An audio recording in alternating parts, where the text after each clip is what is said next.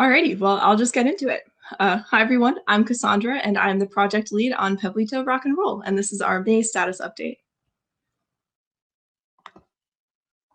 There we go.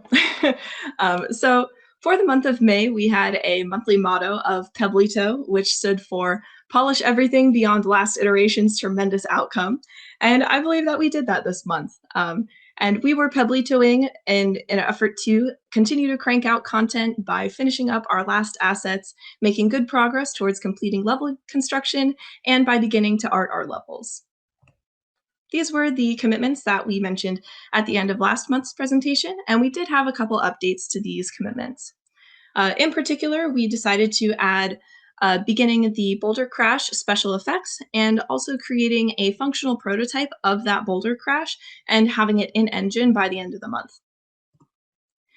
So everything in the normal text color we accomplished, things in the brownish red we actually did not get to this month or decided to cut, and then things in green we did pretty well.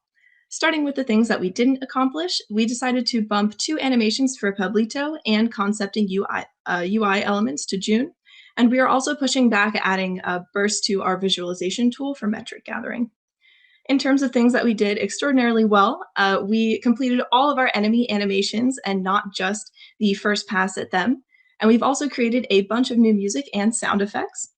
We've also prototyped and polished our super jump, which is the interaction between dash or burst with our jump pad.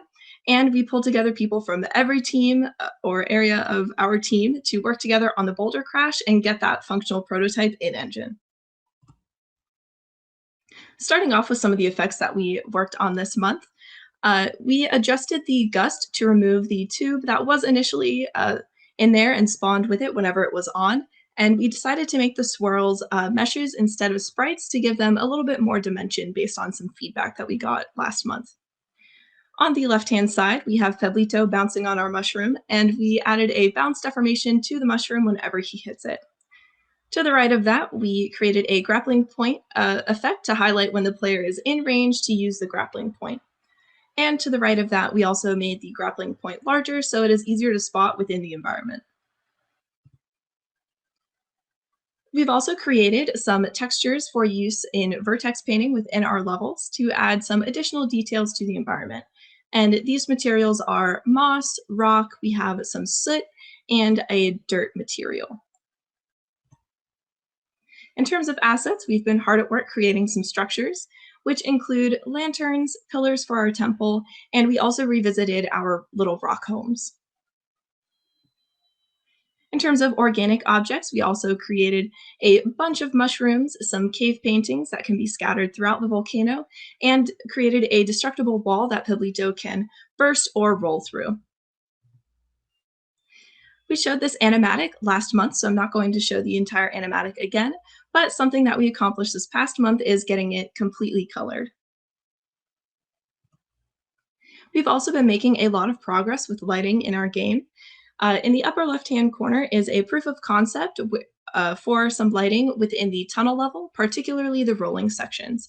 And then in the bottom right-hand corner is the actual implementation of that proof of concept in our tunnel level.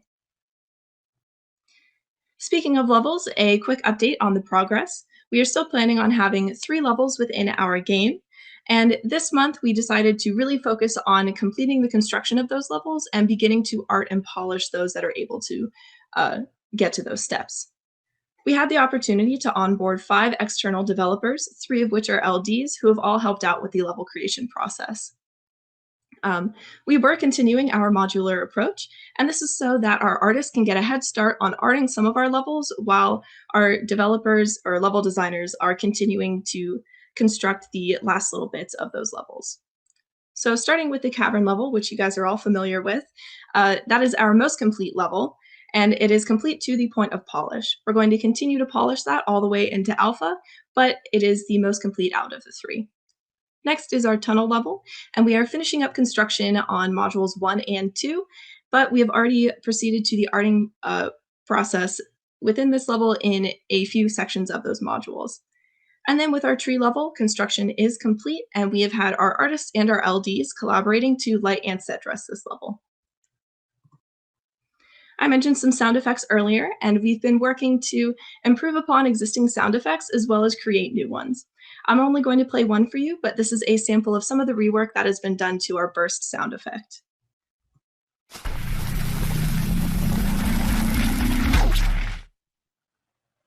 And we've also been cranking out a lot of music for our game that you guys will hear in our gameplay demo later on in the presentation.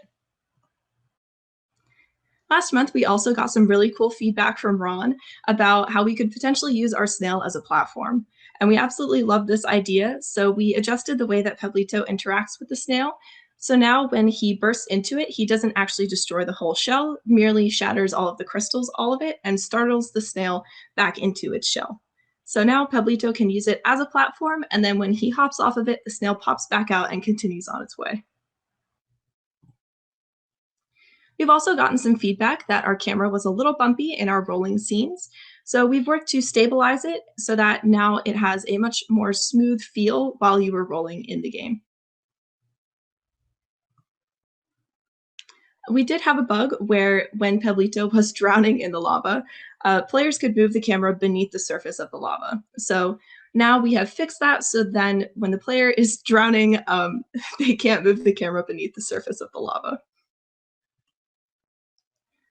Also, in terms of death, for falling death, players could hit the kill box but still fall and hit the ground before the iris wipe completely turned the screen black. So now we have changed it so that the camera freezes when Peblito starts falling, and then he merely falls out of frame instead of hitting various objects on his way down.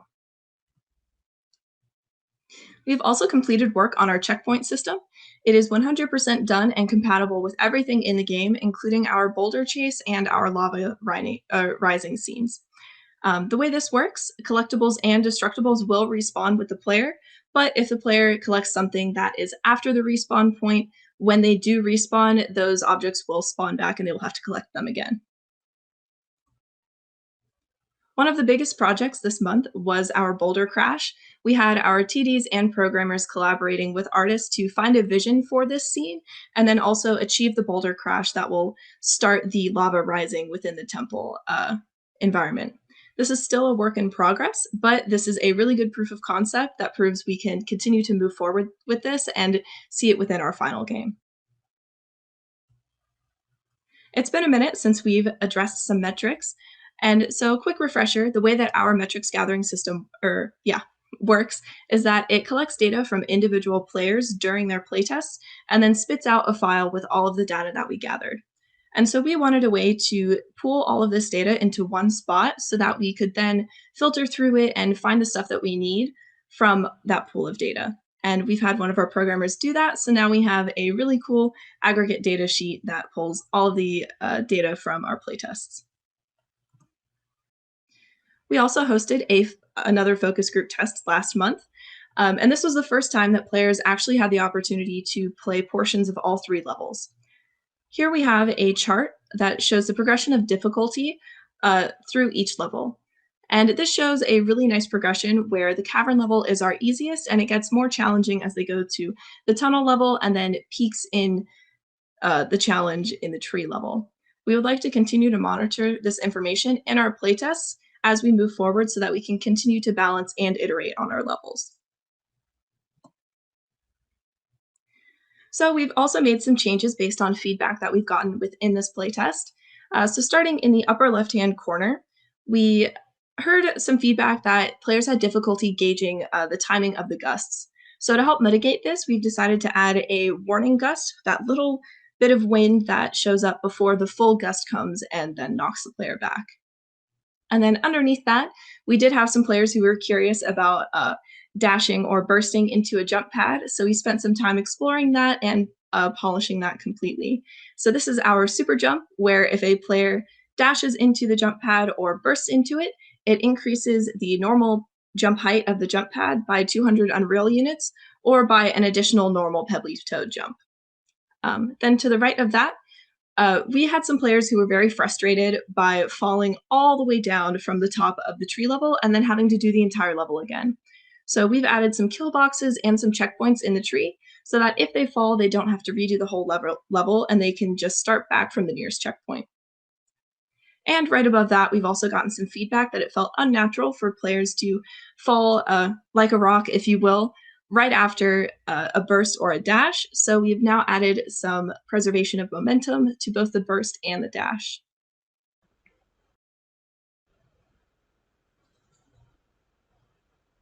Hello, everyone, and welcome to our May gameplay demo for Peblito Rock and Roll.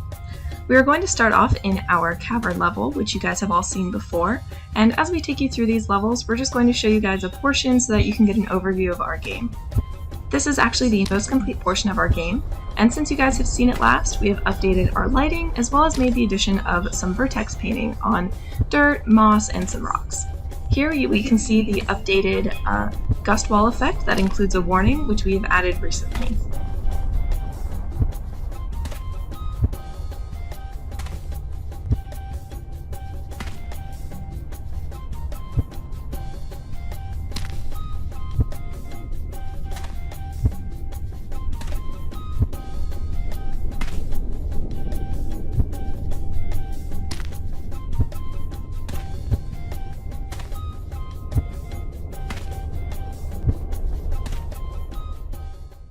Alrighty, now we are going to take you to the next portion of our game in our tunnel level. This area is still very much a work in progress. It doesn't actually have any lighting, and we are still working on our set dressing.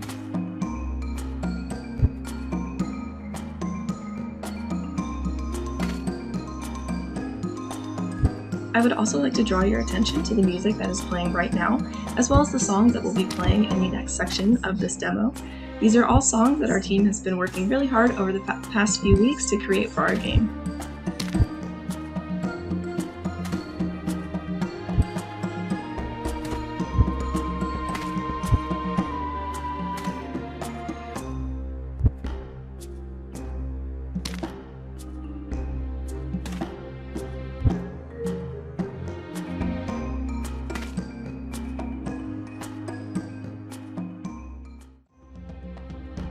This next section is one of the rolling sections in our game, and this is actually serving as the visual target for all of the tunnel rolling sections within our game. And what you will see here is about 1/4 of the rolling that we have planned to include within Peblito Rock and Roll.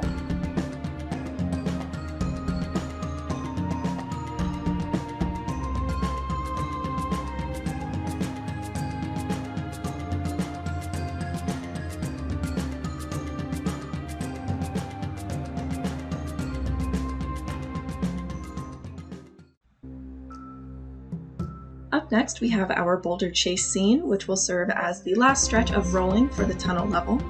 This area is also under construction, the lighting is not complete, and we still have a bit more set dressing to do, but we were really proud of how this boulder chase has turned out, and this scene will culminate in a boulder crash sequence. The functional prototype that I mentioned within the presentation is included in this demo here. We still have a lot of work to do on it, but it's looking great and is a great proof of concept for how we would like this to look in our final version of the game.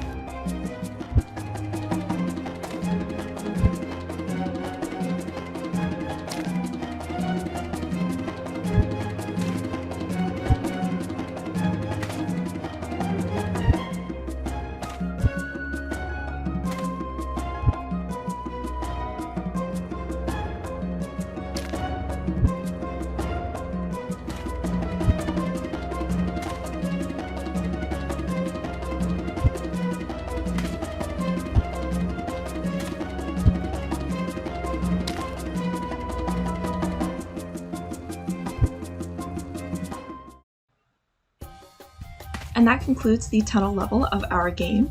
And here Peblito has landed right at the base of the tree, which you will then approach and explore. This area is still a little bit incomplete, and we are still working on lighting within this area.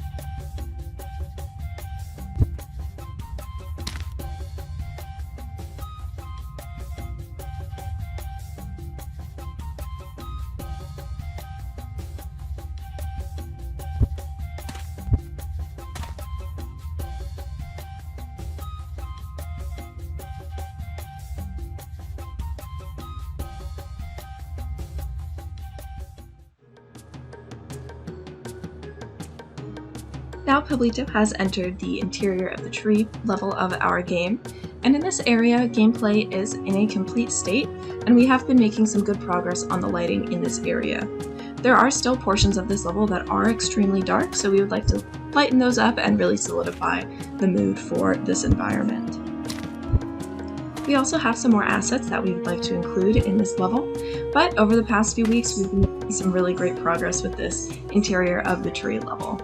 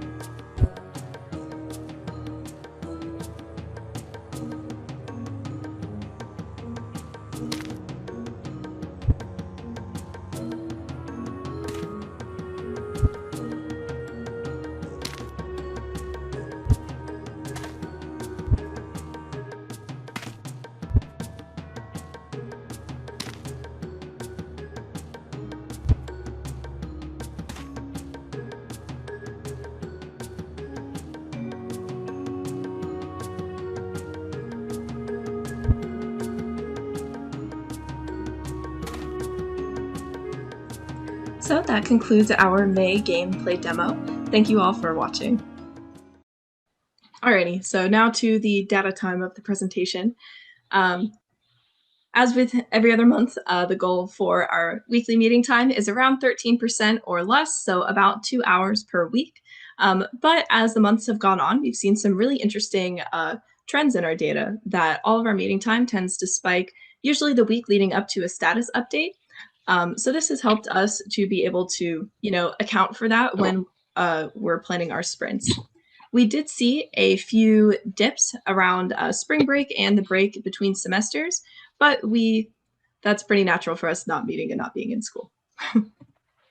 In terms of capacity usage, the green line is the team excluding leads, and the blue line is the whole team including leads. And we would still like our capacity to be as close to 100% as possible, or the orange dotted line.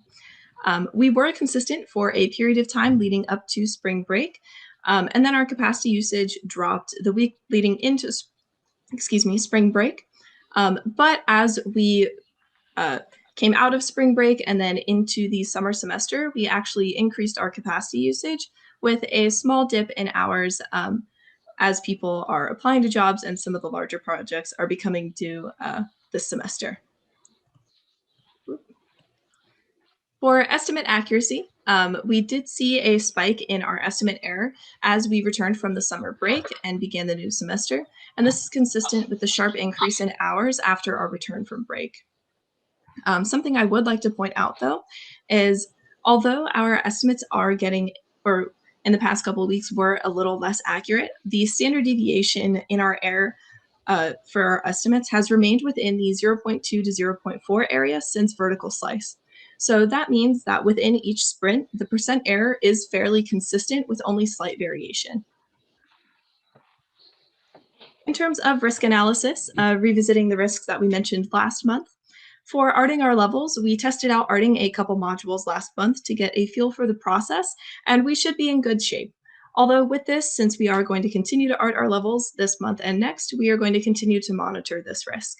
Um, the job search was also identified last month as a potential risk, and we are going to continue to monitor this as we are all still continuing to apply for and interview for jobs in the coming months.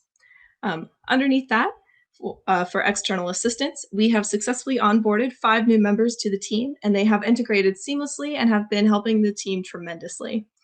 And underneath that, with our metrics, we have made some progress with our metrics system, and nothing seems to be a risk right now. So that's kind of where we're going to leave it.